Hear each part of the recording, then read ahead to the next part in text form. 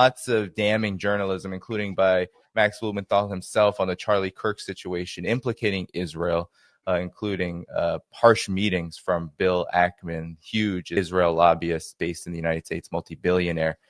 This case of Charlie Kirk is reflecting something much bigger, given the widespread speculation and now investigations leading to damning possible points of inquiry now. So what's your reaction to this, given your following and analysis of the region and your experience to doing diplomacy? Because Israel has also had many problems of late in this arena.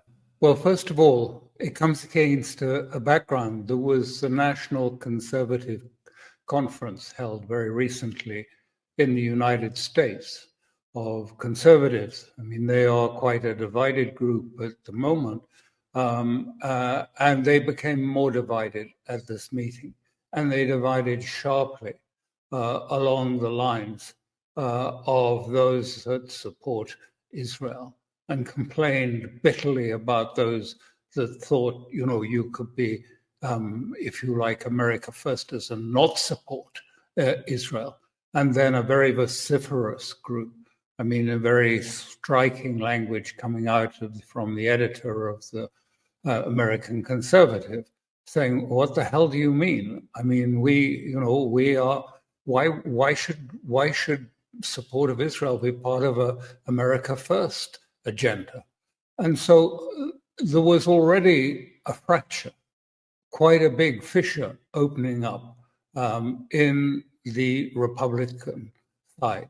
And you had others, and there were attacks made, or of course, on those who supported it, Tucker Carlson and others, Steve Bannon, and so on, who were there. And although, we don't still have much of the details of what actually happened with this killing. I mean, surprisingly, after so long, it remains an enigma wrapped in a riddle. It gets more bizarre as it goes on. So, it's difficult to be categoric about this.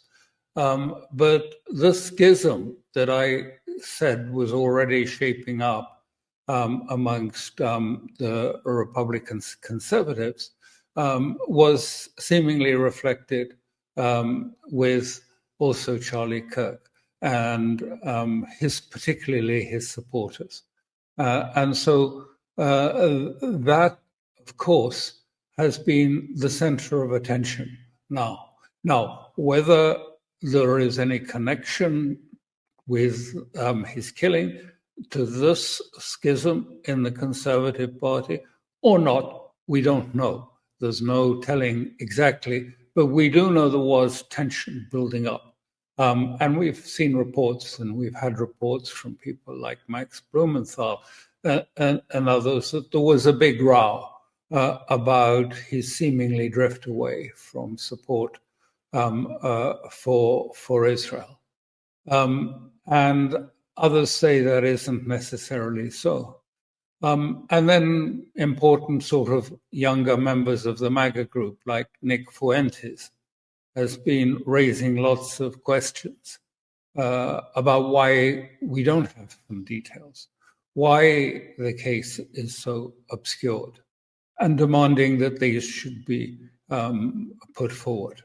And there's a lot of anger, and there's a lot of polarization taking place, real anger on both sides of it, from, if you like, the liberal world, but also from the conservatives. And I think what it is going to do is two things. One is, whatever the circumstances, whatever transpires about this killing of Charlie Kirk, whatever comes out from it, nonetheless, it has opened out in a huge way this question of, is it America first or Israel first? And whether that's connected or not is not, material. What is material is that this debate has really come to the fore. as much as because of commentators who have produced more and more, if you like, background to events. So even if it transpires to produce nothing very much, and that unfortunately is the history of many of these things, that you think some evidence or some information or some new facts are going to materialize. Maybe they're not, but nonetheless, this is changing. And it's no wonder that some Israelis might have been very worried about this, because these younger Americans have wide support on the ground. And they are also people who come from a background of tradition and of church and have strong feelings about this. And they are deeply angry. So I would say the first thing is that, the genie is out of the bottle. This issue, which was sort of kept undercover, which was not in the public domain very much, has, come out of the bottle, and it is around, and it's not going to be put back into the bottle very easily. So that is, I think that is one of the most important things. I think the second thing is that, in a way, if you look back at that National Conservative Conference a little while ago, there was a sense that the Republicans needed to redefine themselves, the young Republicans. I mean, I'm not talking about the pro-Israeli section, but the young, if you like, the young Republicans wanted to define themselves, and they had to find a way of defining themselves. And so those like Nick Fuentes, who seems to have a huge support amongst the MAGA, were saying very clearly, listen, this is not the time to take up weapons. It's the time to stay cool. And he said, we can have, maybe there's small room for consensus. Maybe not.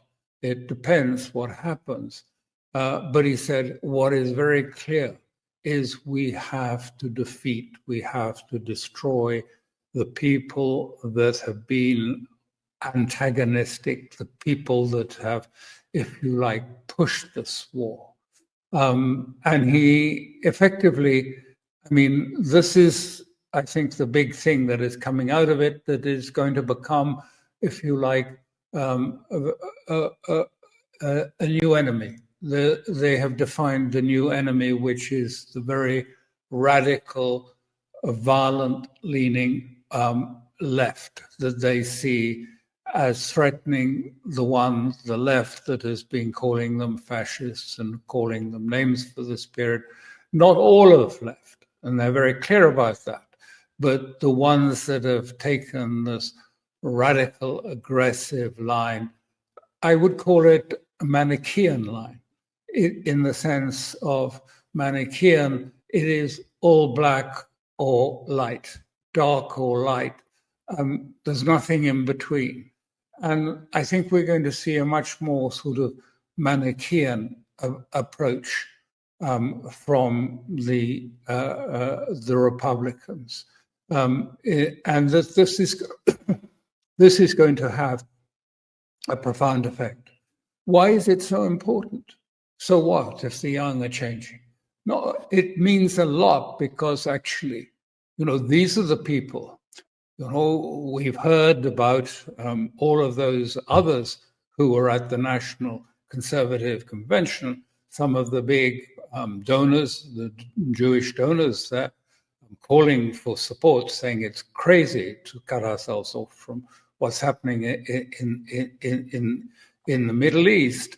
But the point is that Israel is dependent on the United States. It is utterly dependent on the United States. Its identity is the United States. I mean, Greater Israel is the United States and Israel in many respects, as they see things.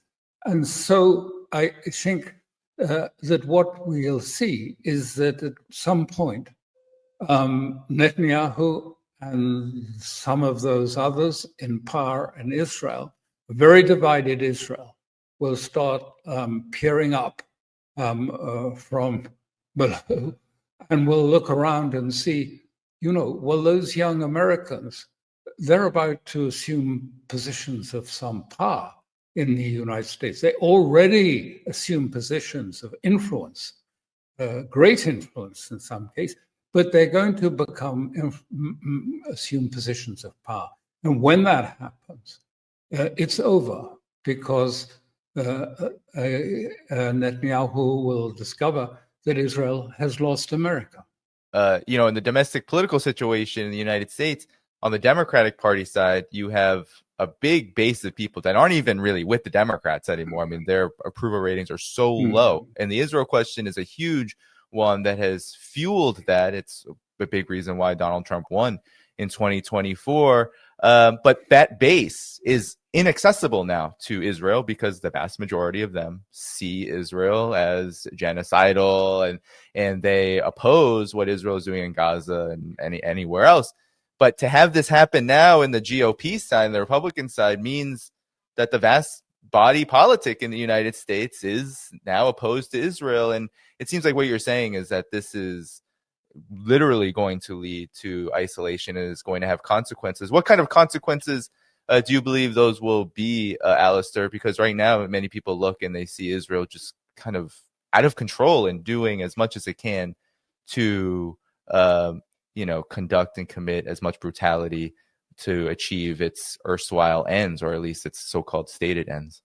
Well, yes, I just like to add, before I leave that subject of the Republican, I mean, one of the things that's quite striking is that the young are quite religious, are very religious. And so, in a sense, we're seeing something of a sort of eschatological, if you like, conflict coming out. On the one side, the eschatology of Israel and of the Talmud and Torah, and on the other side, that of the New Testament.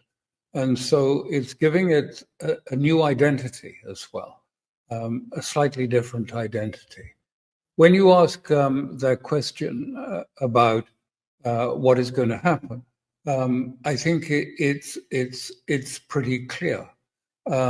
Israel is deeply, deeply divided.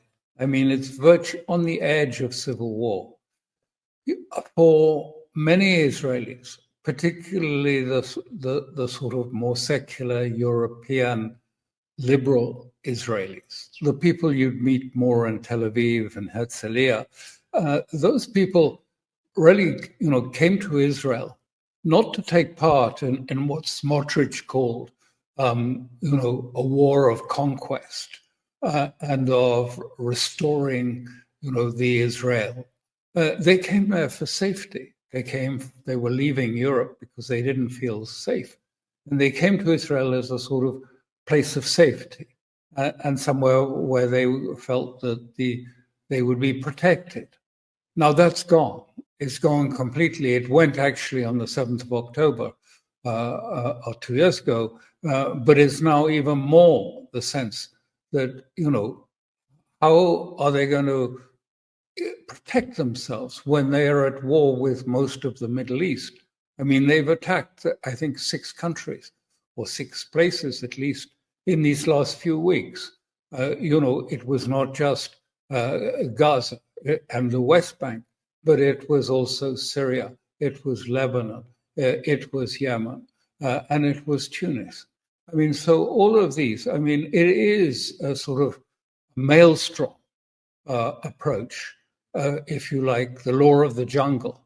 And what I think we're seeing, which is so important, is that Israel is effectively abandoning all the norms of, if you like, politics. Not just the norms, but the laws, the institutions that regulate international politics. And also, of course, dismissing the UN Charter. It is a really deliberate, if you like, tearing up of the international, if you like, structure.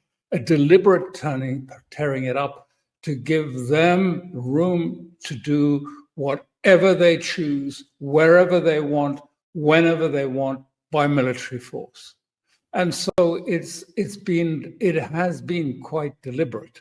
I mean, you can see it, a breach of norms in every area. I mean, just, what was the attack on Iran about? Well, there were many reasons, but one of them was it showed that they could break that norm too, as well as other norms. The attack on Doha is another case where they said, no, none of these old understandings exist anymore. They're broken. We don't accept them. We don't abide by them. It's the war of the jungle we are engaged in now, and we will win because we are clever and we have an effective military force that can impose on other states. So that's where they have gone to, in the assumption that they can ultimately win. There is the one piece missing to this winning, and we all know what that is. It's Iran. That is the piece that they feel is missing. Iran has to be, if you like, normalized one way or the other, or balkanized and turned into a Syria of competing, disparate groups killing each other and fighting amongst themselves. I mean, that was always the norm a long time ago. Even Ben-Gurion talked about the desire to have, the region fighting amongst itself, because then it's weak. And compared with Israel, Israel would be stronger. So that was always the prospect. And that is the missing part. So I think we will see a doubling down of that. Now, what is quite apparent is, and there was an article about this just recently, that, of course, Netanyahu and Derma know the bad press that Israel is getting. They know what's said in the international press. They know that they've lost international support quite widely. But what was said in this article, which I think is written by someone who's well informed, was they don't care. Netanyahu and Derma, they are not bothered. Why are they not bothered? They should be. Why are they not bothered? For one reason, and that one reason is known as Mr. Trump. And they make this very clear. So long we don't give a damn what the world is saying about us, they can say what they want. We have Trump. And that's their answer to this question. But this means we're going to see it doubling down, and they will continue to double down, and they will push the boundaries as hard as they can and as far as they can in this period. So, it opens up other big questions that we have sort of avoided. It opens up the questions of why is it that the United States has not sought either to criticize or restrain Israel's military actions that are clearly illegal and against all humanitarian laws. Why has that happened? And why is it that we then see the United States moving actually not just to avoid criticism of Israel, but actually to adopt many of its ways of war? It's the United States that has used guile to lure, if you like. First of all, it was Hezbollah, and then it was Iran, and then it was Hamas in Doha, into a situation where they were all together for decapitation, for collective decapitation of the leadership. It is the United States that has supported, if you like, decapitation itself in Yemen that was America supporting, saying that they wanted, I think it was Hegseth who said very clearly, our aim in Yemen is to decapitate the leadership. I mean, these are changes in the global foreign policy sphere, which are very significant. And of course, I mean, now we're looking at what's happening offshore at Venezuela. These boats that are being attacked, and those that are on board are being vaporized. And there's no real detail. So what is going on? I don't know, but it looks as if Mr. Trump is very frustrated by how he finds himself, and that he's not having the foreign policy successes, or indeed the financial war successes he hoped. And he seems to be turning and sort of following and emulating Mr. Netanyahu, whom he much admires, emulating him in his, if you like, military strategies. And the background to this, the reasons why Trump seems unable to move away from this complete support, we don't know. That is another unknown reason in this, and a very important point in this occasion. It's also, I mean, this puts him in direct tension with his own base, because he is going on supporting, look what's happening these days while we're talking in Gaza. I mean, the sheer destruction, the killing, everything like this. It's putting him directly at odds with his own base.